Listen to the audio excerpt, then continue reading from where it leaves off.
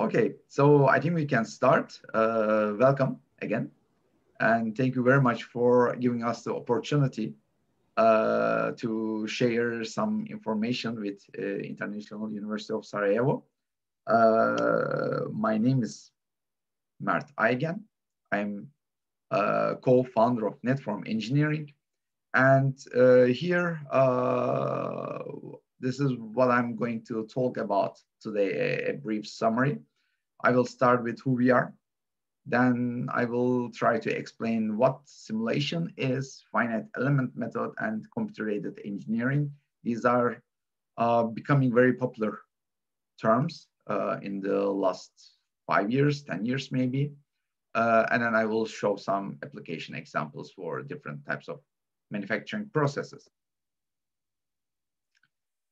So, who are we? We are a small team located in Izmir, Turkey. I studied at the Mechanical Engineering Department of Middle East Technical University in Ankara, Turkey. And after completing my graduate study, I moved to I started working as an R&D engineer at Norm Fasteners, which is the biggest fastener producer in Turkey, and they are producing bolts, nuts, rivets, studs by cold forging method. After my 2 to 3 years of work there, I moved to Denmark to a company called Strakon. They are producing cold forging tools with a special technology called strip winding. I will not go in detail about that technology, so you can just Google Strakon and Denmark, so you will find some fancy high-tech solutions for forging tools. I worked there as design and FEA engineer, and 10 years ago I moved back to Turkey, and with a close friend we started NETFORM. It was just a startup company, and we got some R&D funding from government. And this news from a local news page. And after 3 years, we finished our prototype, adjustable forging die, which works at 1,000 bars. So it was a quite different technology, but it just remained as a prototype. We couldn't move to the mass production because it ended up with a much bigger tool than we anticipated. So it just remained as a prototype. So that's how our adventure started 10 years ago. Now we are focusing more on the production technologies, mainly metal forming, which comprised of cold, warm, hot forging, sheet forming, and roll forming. On top of that, we are dealing with welding, mechanical joining, and additive manufacturing processes, mainly on the computer simulation side. And we are also developing optical control systems and image processing software. So as I said, we are located in the far west end of Turkey, facing Greece. So a city called Izmir. Izmir is the third biggest city of Turkey. So, and we split our activities in 4 different segments. We are acting as a reseller of different products. These are the tools that I mentioned, manufactured by, designed and developed by Strakon, Danish company. This is an example of optical measuring system or inspection system. And we are also producing some cold forged aluminum parts in Turkey with our partners. And main part of our activities are in software segment. We are a representative of various programs such as Simfec forming, welding, additive, Dynaform, and Copra. For different applications, we are using different specialized softwares, dedicated solutions. And under the services area, we are giving consultancy, engineering support, tool design, process design, and so on. And in the trainings part, we are giving trainings like this to the technical teams of the companies for numerical simulations, how to do them, how to design forging tools, and we are also giving trainings, of course, for the software that we are selling. So I will start with simulation. What is it? Simulation is also a real life concept. So it's an approximate imitation of the operation of a process or system that represents its operation over time. So it's like a setup model or prototype, I would say, of a real system where you just test different approaches. You just tune some parameters and you see the relationship between these parameters and the results. But real-time tests or real simulations are quite costly because you are using a physical system. Numerical simulations is, on the other hand, is doing the same work basically on a computer by using mathematical methods and formulas. So this is becoming very popular during the last decade because it is very cost effective. And maybe at the same time, you can test or analyze 10 times more parameters compared to a real life simulation. So when we are talking about simulation, it's not only, of course, manufacturing, it is also aerodynamics, crashworthiness. You know, crashing a car is a quite costly experiment, as you can imagine. So it is much cheaper to do it on a computer. And if you look at the other areas, it can be fluid dynamics, CFD analysis, magnetic thermodynamics, static dynamic loading, and so on. There are various topics or areas where you can use numerical simulations. Then it opens a different question. What is this mathematical modeling? So how we can define a real object by using mathematical formulas. And of course, it will open the next question. What is finite element? Why it is finite and what is element? So this is a very fancy sports car made by Bugatti. And this is a kind of twin of this car. And I don't know if you have ever seen this before, but this is a toy, actually same size as a real car. And this is just made by using Lego bricks. It took, of course, months to develop this concept. But what they did, they used small cubes or prismatic objects to model a real car by using a certain number of Lego pieces. Maybe 1 million or 2 million, I don't know the total number.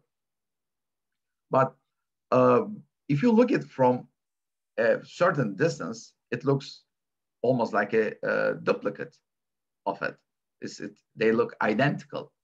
But if you, of course, zoom in, look closer, you will see the sharp edges of this Lego pieces on the car. So it's not as smooth as a real car body. It's a very good approximation.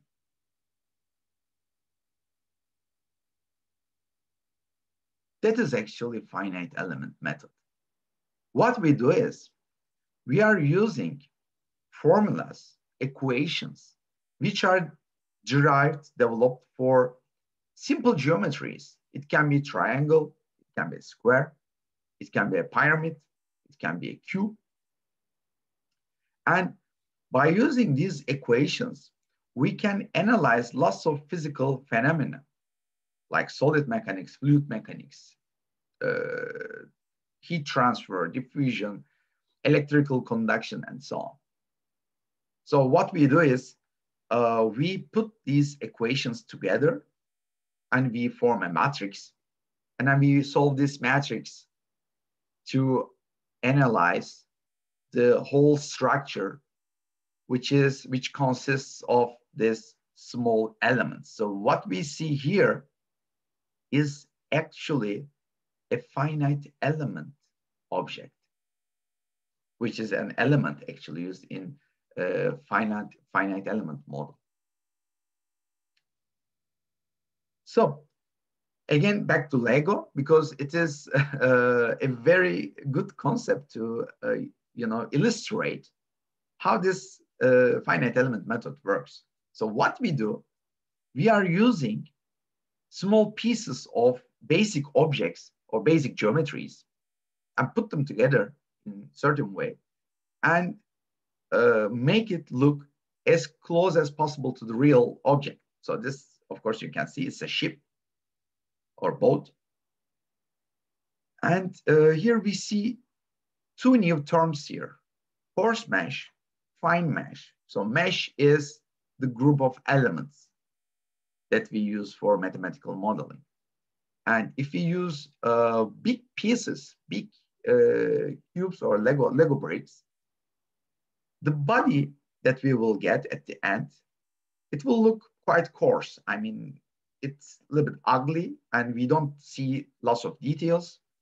But if we use smaller pieces, smaller Lego bricks, then we can represent the object in a more detailed way. It will look more realistic. I mean, like in this Bugatti example, the smaller the bricks, the more realistic the object will look at the end. But of course, when you put more elements together, you will put more equations in your matrix. So there's a trade-off. More elements means higher accuracy, but at the same time, the calculation time will be much higher than a simple model where we have less number of elements. So this is the main idea about finite element method. So what I'm trying to do here is to get you familiar with the terms finite, element, mesh, and on top of that, we call this discretization. So what we do is we represent a smooth object by discretizing it with small elements, small breaks. So at the end, we don't have a smooth radius. It will be always some with some sharp edges. So what do we do with this matrix where we put all these equations together?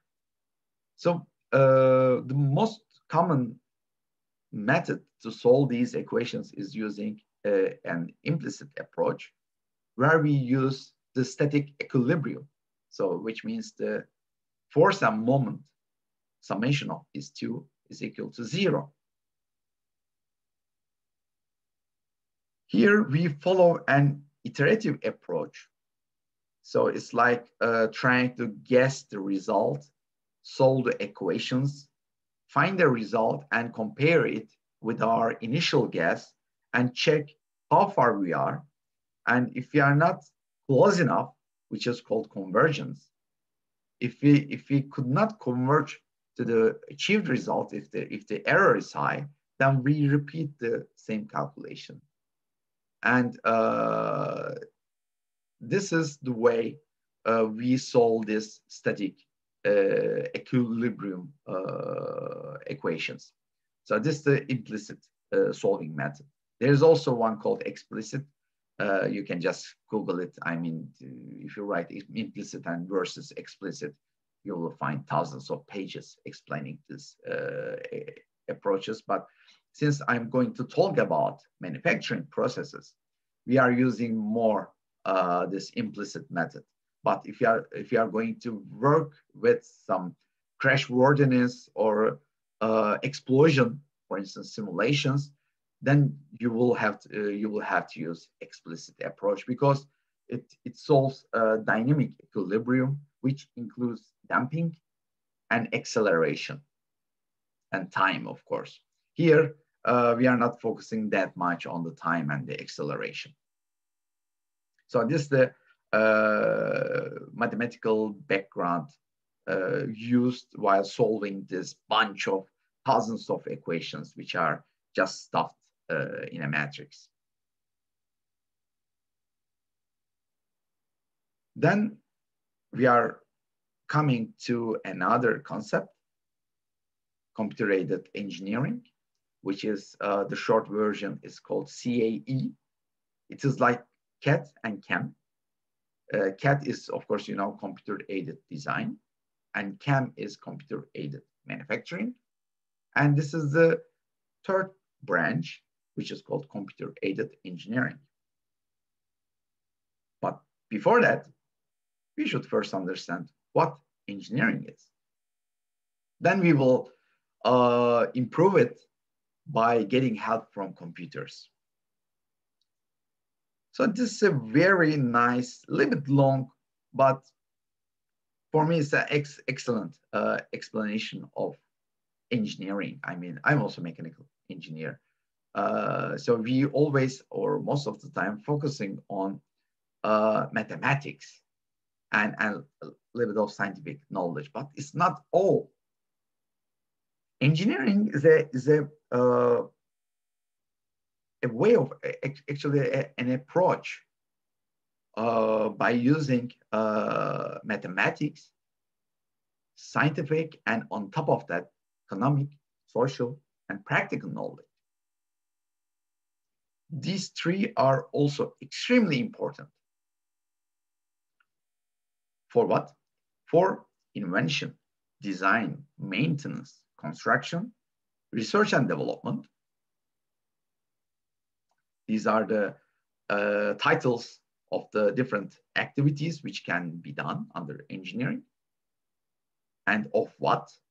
Not only of tools or cars, it can be structures, machines, vehicles, systems, components, materials, and also, of course, not only physical objects, but also processes and organizations.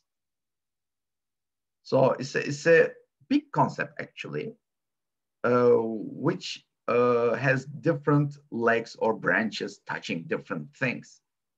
So an engineer should have a very wide view angle to an process, event, organization, whatever.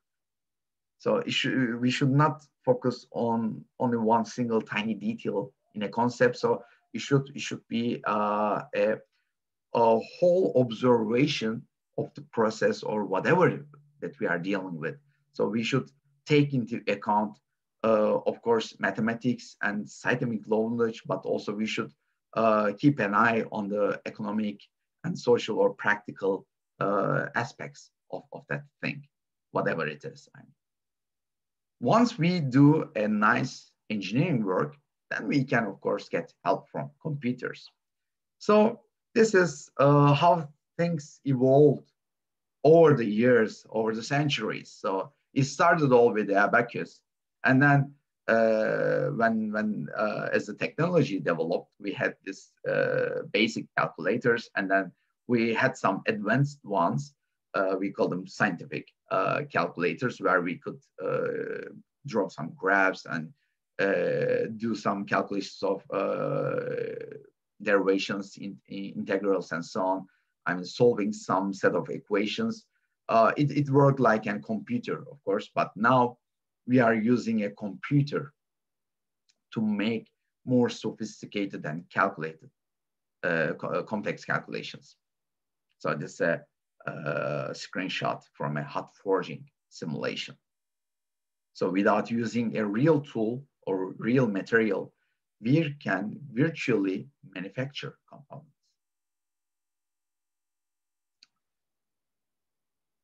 In a conventional engineering approach, this is what happens. In a company, design team or technical team develops a tool, a process, and then once the CAD models of the tools are ready, it is sent to tool shop. And then, of course, the tools are being manufactured. And then after it is done, they are sent to production shop floor. They are assembled on the press, and then the first physical tryout is made. So what happens? We get a part out of it, real part. And if it's a quite new project with limited experience or knowledge about it, we see a problem. For instance, this side panel of a car. You can see the openings for the doors. And in such sheet metal forming processes, it's very common to see a split, a crack on the thin sheet part. So this is a big problem and needs to be solved. So what happens? The person who is dealing with the machine has some idea or ideas, and he gathers the group. It can be, the chief of the production or the design engineer, head of the technical team, and so on. So then different ideas are brought together. But the problem is that there's time pressure because the tool is on the press. The press is at the standby stage. I mean, it is not running, operating. So money is lost because of the downtime. So one of the ideas is picked to make the second tryout. Here, not most of the time, not the best idea, but the easiest to apply idea is picked among this group of ideas. And then another tryout is made. So in many cases, we see another problem or the first problem is not solved. And now there's a trial and error procedure. A loop starts going on. And this is very time and money consuming process. And people just get exhausted. And maybe at the end, they may reach the result. But most of the times, I mean, it takes quite a long time to get the desired result, or just there's still a failure, but then they go back to the customer, they make some design changes, they scrap the tools, they produce them from scratch and so on. I mean, this not the way, not the optimal way that we should do it as engineers. So in computer-aided engineering, what we do, of course, once we have the design in our hands, we perform some simulations. And at the end of the simulation, we get the virtual part in our hands or on our screen. And here we can see critical areas. If there's a risk of split, crack, or wrinkle, or whatever it is, it may happen, we can see it on the screen. And of course, the approach will be same. We will gather the team, people who are responsible for developing this part. We will gather the ideas. But there's one big advantage in this approach, that we can take all the ideas. It can be changing a radii. It can be changing the, sheet material thickness, or some other geometrical changes, or even we can change the lubrication virtually. We can reduce the friction coefficient. I mean, there are different ways to try different ideas. And of course, it will start another try and error procedure, but at the end, in a much shorter time and with a much lower cost, we can reach the desired result. So here we are still doing engineering work, but we are getting help from a computer to guess or predict what may happen in the real life. Of course, it is not always 100%, but in an industrial application, you can easily reach 80%, 90% accuracy with a very small margin of error, as long as you are using the correct material data and process data. So one example from a very recent thing. So Perseverance is one of maybe the biggest projects of the mankind. And now it is sending excellent images, videos, sounds, and so on. from Mars. So I don't know if you just watched it live. It gave me goosebumps. I mean, it was a real big step for space exploration. But can you just estimate how many tryouts can you afford in a project to land a rover on Mars? I mean, just as a hint, the rover, just the rover itself, it costs $2.2 billion. I mean, there is no room for tryouts. You cannot say, okay, let's send it. If it lands, okay. If it's not, okay, we will send it another one next week. So you cannot do this kind of try and error. So you should really hit 99.9% in your very first try to be successful. And they did it. And I believe numerous simulations, they did it before sending this ship to Mars, because it has different stages, entering the atmosphere of Mars, and they removed the heat shield, and then this other vehicle, it came out, and then it dropped this rover with some cords to the surface of the Mars. There are different, very difficult stages, and it all should have been calculated very precisely before sending it up to the sky. So and they did it. So this is a very nice engineering project, and clearly engineers got help, tremendous help from computers. So if we go back to our main subject here, manufacturing processes, I will talk a little bit about 3 different process types. One of them is metal forming. This is quite different than machining, because in machining, what we do is we remove material. We are cutting it off. But in metal forming, we are mainly preserving the material. Of course, there are some trimming stages where we are getting rid of the extra material, like in hot forging. This is a flesh, which is removed at the end of the process. But mainly what we do, we keep the volume of the material same, and we change its shape. And we give different names according to the process type that we are doing it. It can be cold forging, which is done at room temperature. We are using tools to press the part and give it another form.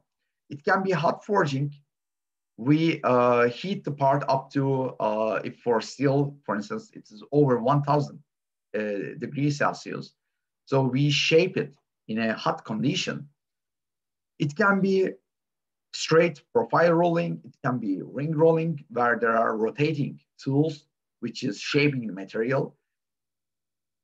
It can be open die forging, where we hammer the part in several steps. It can be sheet metal forming, where we form a thin part, or it can be riveting, where we put parts together, 2 sheet parts, by using a piece called rivet.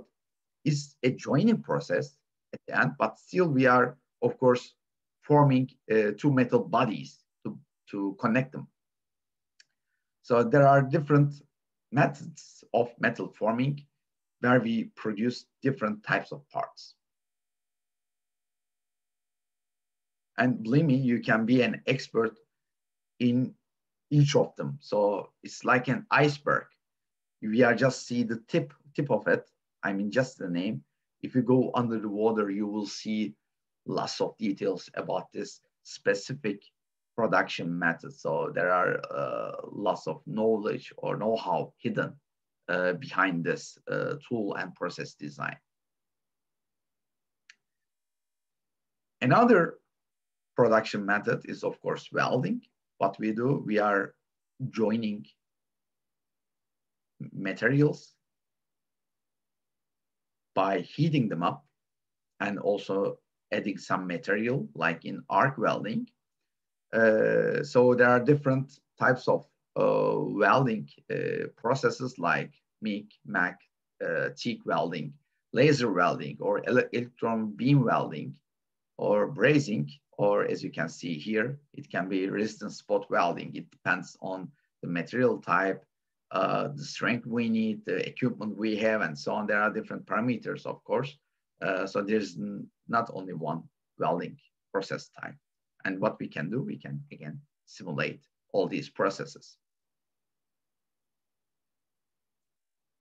And here, a very trending topic nowadays is additive manufacturing or 3D printing. People can name it in that way.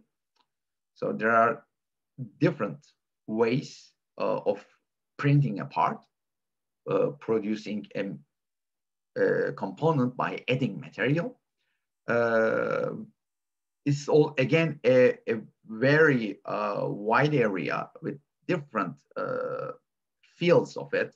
So it can be first metal additive manufacturing or plastic. And we are using different software to simulate different processes.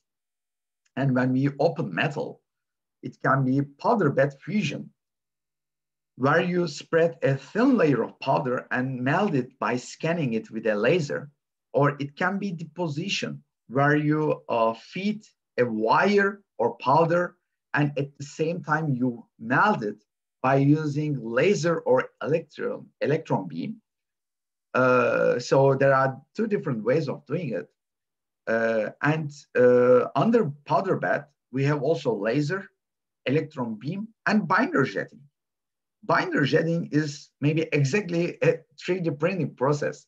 It just scans and produces a weak, low strength part, and then you put it in an oven for heat treatment. It, of course, shrinks to remove the porosities in the part, and then you get the final part in your hand. And this is aimed to be used for mass production of rather small parts. So this is a quite new field. Lots of companies are investing in this technology. It is very popular, by the way, in aviation, space, and defense industries, where the number of parts are low and the geometries are complicated. In automotive sectors, it is now being used for high-class cars and race cars, but still there are lots of research and development projects to produce a high number of parts at a low cost with optimized geometries. So this one is deposition, where we add material layer by layer. And this is a simulation example of powder bed fusion. I will show what this part is later as the last example in this presentation. So here are some real life studies that we did. This is a funny simulation. It looks quite simple, but it has a story behind it. So one of our customers, they got an inquiry for a part which should look like this. You know, it has a conical shape. It's a thin material, sheet material produced from a pipe. So design team, they just thought that they could produce this conical shape by rotating this tube between 3 rollers with the desired angle here. So they called us if they can do this in this simulation software, because they have the product, they have the software. And we said, yes, you can do it. And I helped them to set up the model. What we did, these are the ideal rollers with the bearings so they can freely rotate. And we just clamped the tube like a clutch, and then we just rotated it. And we got a very weird shape at the end. So it didn't have this conical shape. So this design engineer, he took this result and shared with his managers and the guys from production. And they didn't believe the result. They said, okay, this is simulation, and we think that we can produce it in reality. So they just didn't accept what they see on the screen. And after 2 days, I got a message on my WhatsApp, and this design engineer, he sent me this photo. So they got exactly the same result in real production. But what they did, they spent 2 days. They manufactured these rollers. They used a motor. They put things together, assembled. I mean, I don't know how many people worked on that, but they spent considerable amount of time and money on that to get the same result in 48 hours. And here it took maybe 1 hour to get the same result. So if it is very important to understand the value of simulation. But after this, of course, we managed to convince that the rest of the team that simulation actually works. And it can help them to prevent some hassle, you know, in the production, to struggle with such tryouts. So this was a very, very good real life. It's a very simple example, but the message was very strong in this case. This is another real life example. We went to a company producing sheet parts for trucks. And they were planning to invest on simulation software. And they always, we get this question, can it give realistic results? And we said, okay, let's do a benchmark, a demo analysis. And we can show you if we can predict or see the failures you faced in real life. So they brought this part, they put it on the desk. So as you can see, it cracked while forming it. And to get this result, they designed the tools. They manufactured the tools. They purchased the raw material. They cut it in a blank shape to put it on the press. They put the dies on the press. Just imagine the time and money spent for all those things. So what we did, we only got the CAD model and put it in the simulation software. And this is what we saw in a couple of hours. It just cracks and splits, just like in reality. And after seeing that, of course, they said, okay, we can definitely benefit from simulation technology. So they purchased the software. So there's always this doubt. Can simulation really show the real problems? And the answer is, I have been dealing with this more than 10 years, and just simple answer, yes. If you use the right input data, you will definitely get the very accurate, realistic results.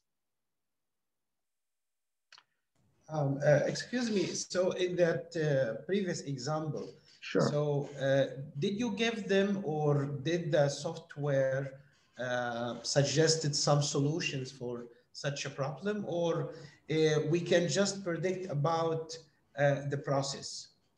At the moment, there are some, it's not, you cannot get the solution proposal right away from the software.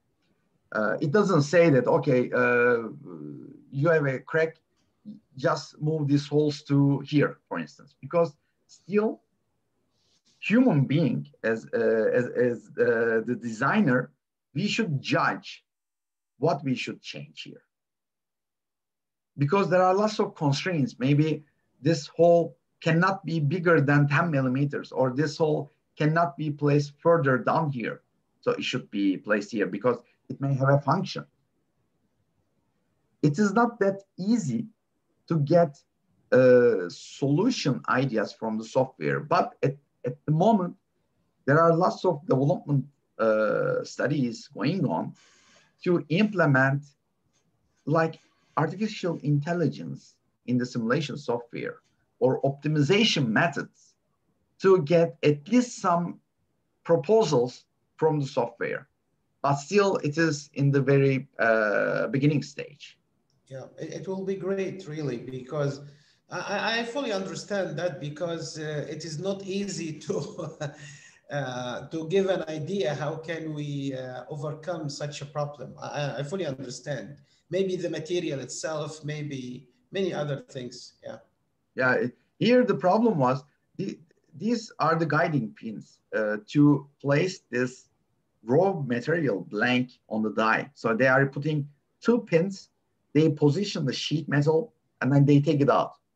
But these 2 holes, it triggered crack here. Yeah. So what they did, they changed the position of these guide pins. So to a location where it has no functional disadvantage or something like that.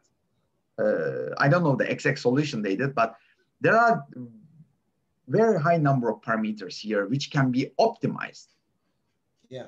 But for optimization, we should tell the software, the computer program, what it can change and what it cannot. You cannot change the radius here because at the end, this part is mounted on a truck and there might be some other components going in there. So there are some design limitations. And it is not very easy to make a parametric definition of this part because there are lots of radii, width, length, depth, diameter, and so on. Maybe there are 30 different dimensions on this part. Yeah. You should be able to define these in numbers in a parametric way. And you should tell which parameters cannot be changed during optimization and which can be changed. And there are also upper and lower limits. So for instance, it can change the diameter of the sole, but it cannot be smaller than 4 millimeters or it cannot be bigger than 50 millimeters. Thank you. Yeah. So it is not an easy task, but still programmers are working on this to make it more like autopilot, you know. I fully understand. It's a fundamental problem. I fully understand that. So there are many things control such a situation. So, but there's a high risk of losing our jobs if computer can do everything. Then why should they need us as engineers? So I hope it will take some time to develop this AI solutions, you know, artificial intelligence solutions. Yeah, they are working hard in this field. Yeah, they are. Any other questions, by the way? Thank you. Okay, at the end, of course, we can have a much longer discussion. Maybe I'm sorry for interrupting. Sure. Can you just briefly maybe explain what do you input into the software? Like what are the parameters? Like for example, in this example. In this example, what we shall I show it at the end by opening the program?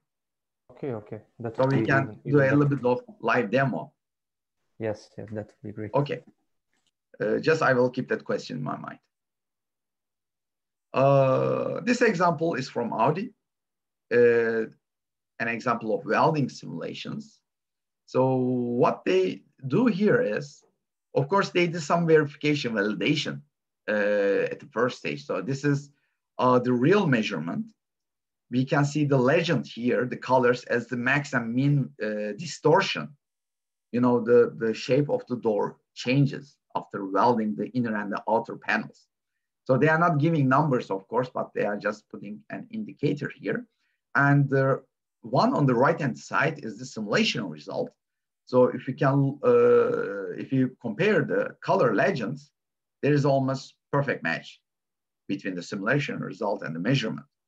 So what they do is, here you can see the color changes. This shows temperature distribution. And outer and inner panels, and there are some other components on the door, they are laser welded. And there are 7 components. And depending on the sequence, they have from 42 to 84 weld seams on this 7 components. So aim is to reduce the distortions. And just imagine how difficult it would be to do a real life test. You have to produce the sheet parts, you have to put them together, you have to weld them in different ways, you take it out, you move it to the quality department, make a 3D scan, and then just analyze this 3D scanned surface. So it's very time consuming. Easier approach is just to do a simulation. You can easily change the sequence of the weld seams. For instance, here in this first variant, it's a continuous weld, and then it is split into segments in the second variant.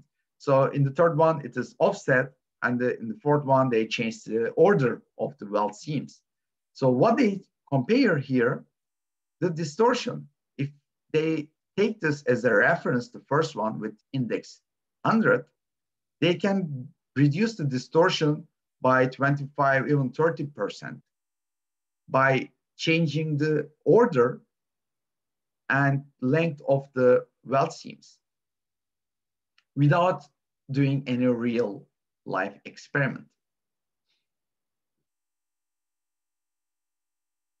And the last example is for additive manufacturing. This is a joint project carried out by EDAC, Welding, and Simufect. This black component here is a hinge of a car hood. You know, this is the car hood. And this hinge is used, there are two, of course, on the car body to lift it up. There are two aims in the project. First one is, of course, weight reduction by doing some geometric optimization, by keeping the strength of the part, removing the unnecessary material to just drop the weight. So at the end, they cut the weight by half. So this is a dramatic change, actually. If you consider there are two pieces on each part, it corresponds to 1.5 kilogram on a car. Second aim is to implement a special mechanism to this hinge to lift the hood for a certain amount, a certain distance. But why? In most of the new cars, companies are switching from steel to aluminum on the hood, because this component is actually just covering the engine. So it's not carrying any load or something like that. But it is a function as a safety component. In case of an accident with a pedestrian, there is a risk of hitting the head on the hood. And I don't know if you know the elastic modules of steel and aluminum. They are different by a factor of 3.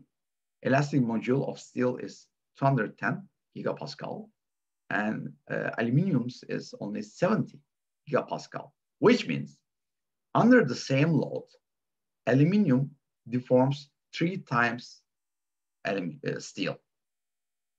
So when this hood is made of aluminum, there is a high risk of hitting the head to the engine block because excessive deformation of the aluminum sheet panel. So what they developed is an airbag, kind of. This is, of course, aluminum bag. So what happens during the impact, in a very, very short time frame where the airbags are inflated, there is a piston pushing a pin up.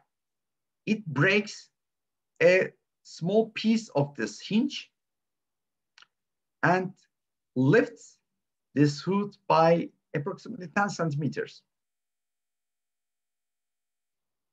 And here we can see the crash test of NCAP.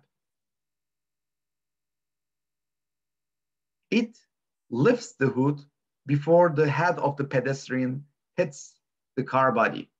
So it works like an airbag, just to prevent collision of head and the engine block or other components under the hood.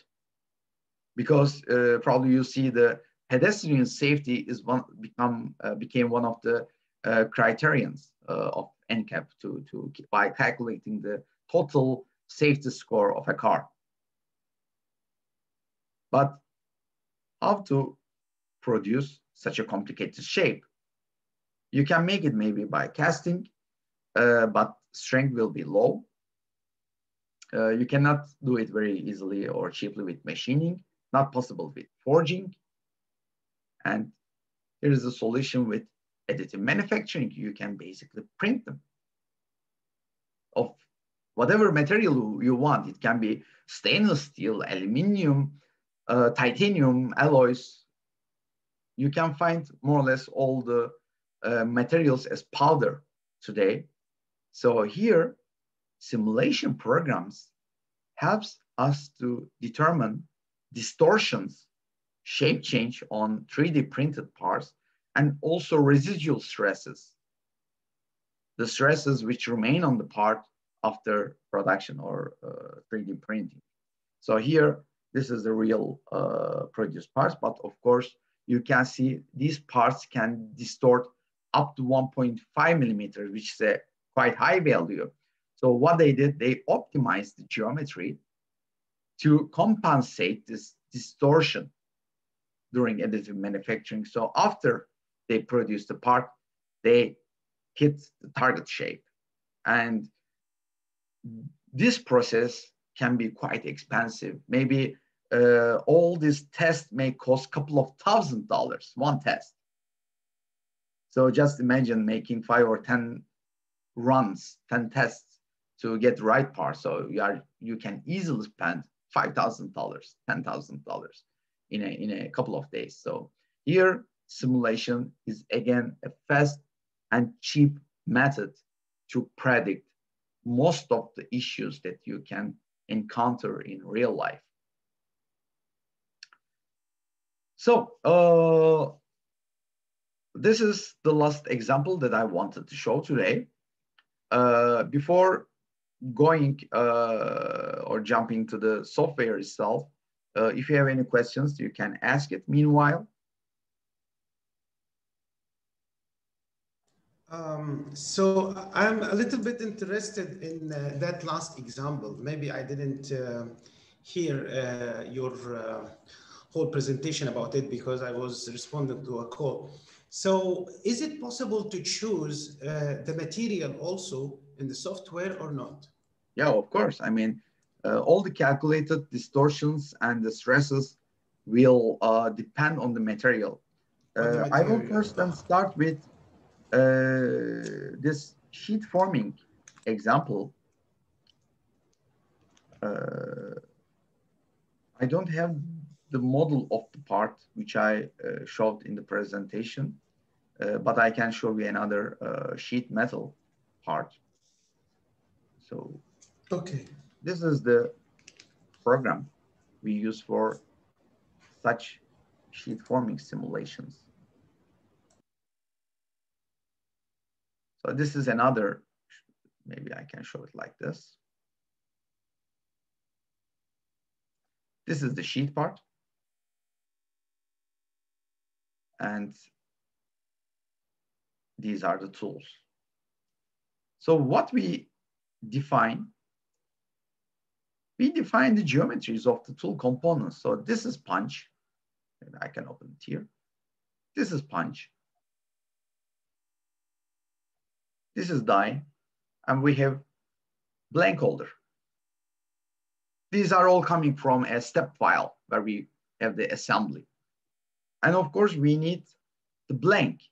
Blanks means the raw sheet material that we are going to form to get the desired target part.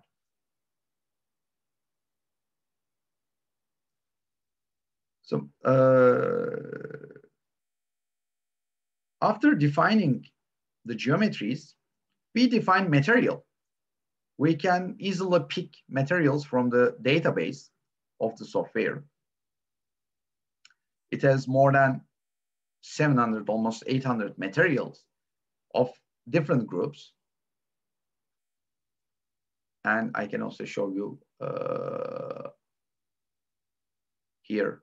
These are the powder material properties used for additive manufacturing simulation. So we have stainless steel, aluminum alloy, copper alloys, inconel, and so on, titanium.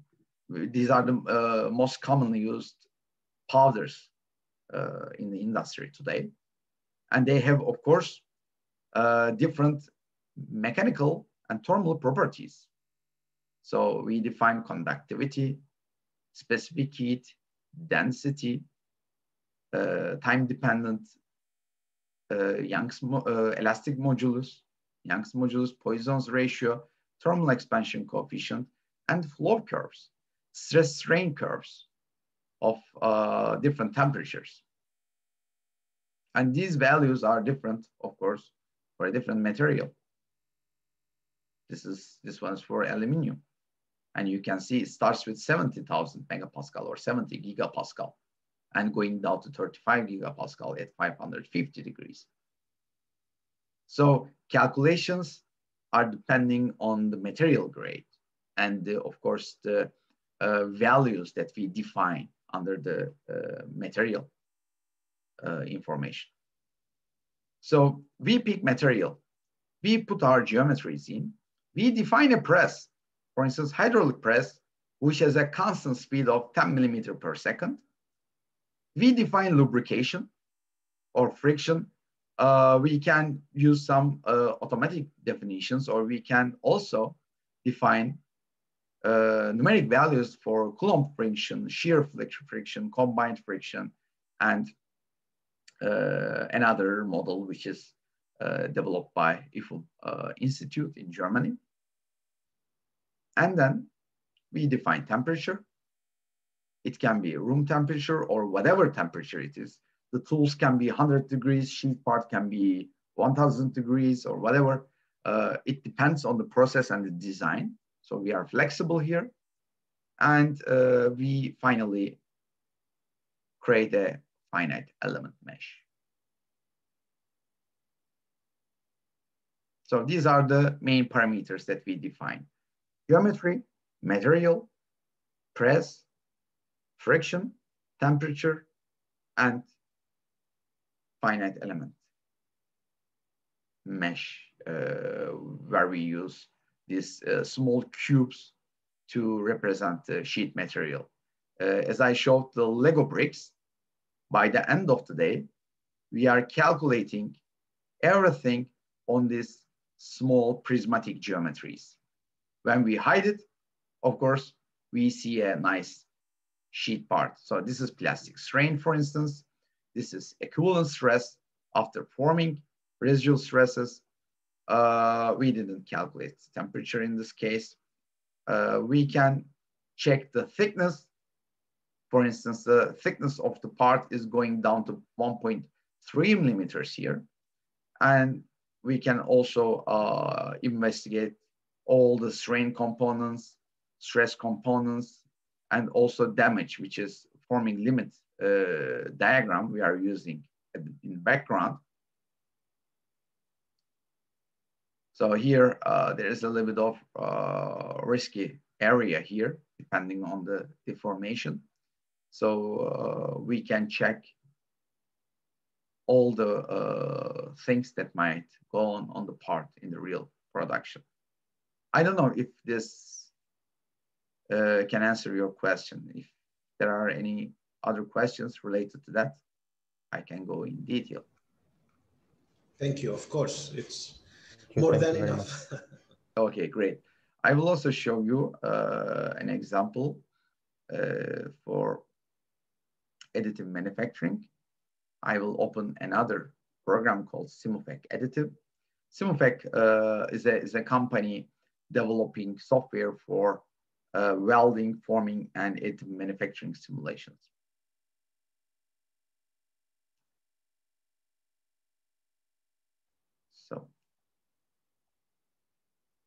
this is simulate additive. So here, what we define, it is of course a little bit different than forming, but again, we put the part. We define the support structure, which is necessary to produce this part or print this part. Again, we define a material. We just pick it from library, or we can just manually input the values. Again, same things, thermal, mechanical parameters, and flow curves, strain stress curves. And if we want, we can define also a material for base plate. We can define its thickness. And we define some numerical parameters. This is a mechanical approach, so therefore we define inherent strains, but we can do a much detailed analysis. I will show you. If we go to thermomechanical, then we enter a bunch of information here. Laser power, speed of the laser beam width, layer thickness, time to use or spent to spread the powder. We call it recoater, so it's recoater time. Then we define scan rate, which depends on the scanning strategy, which can be unidirectional, bidirectional, strap-wise, or chessboard. There are different scanning strategies, scanning methods. And for each method, there's a different, of course, a scan rate. And these are more like mechanical parameters. Then we define thermal parameters. What's the initial temperature of the powder? What is the initial average temperature of the chamber where we build the part? What is the initial temperature of the base plate? And we define whether we cool it while having the powder around the part, or we lift up the base plate and get rid of the powder and have a free convection on the whole, all surfaces of the part.